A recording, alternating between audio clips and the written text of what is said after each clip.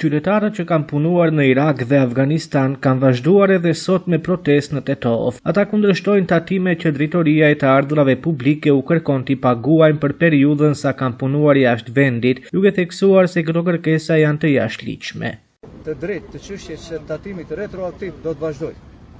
Që nga protesta e kaluar, ne si Këshill Organizativ Qytetar kemi ndërmarrë hap konkret institucional. Kemi dërguar letër zyrtare tek të gjitha partitë politike. Jo për të kërkuar ndihmë politike, jo për përkrahje partijake, por për të kërkuar zgjedhje institucionale dhe ligjore dhe për t'i ftuar ata të bëjnë punën që u takon. E themi qartë edhe sot, ne nuk jemi parti politike, nuk jemi përkrahës të asnjë partie politike, ne jemi qytetarë të zakonshëm, të cilëve po u bëhet një padrejtësi. Sot, nga kjo protestë e katërt, kërkesat tona janë të qarta dhe publike.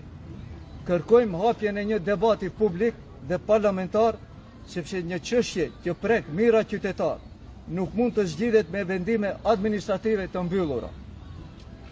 Kërkojmë takim urgjent me drejtorisë së të ardhurave publike për sqarim të plotë të praktikës së vendimeve me efekt retroaktiv për interpretimin e rezidencës tatimore dhe rregullit të 183 ditëve.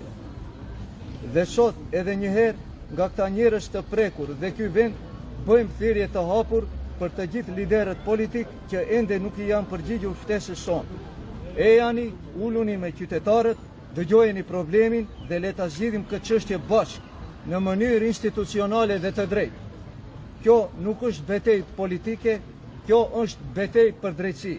Ne do të vazhdojmë me dinjitet, me qetësi dhe me këmbgulje derisa kjo padrejtësi të marrë fund.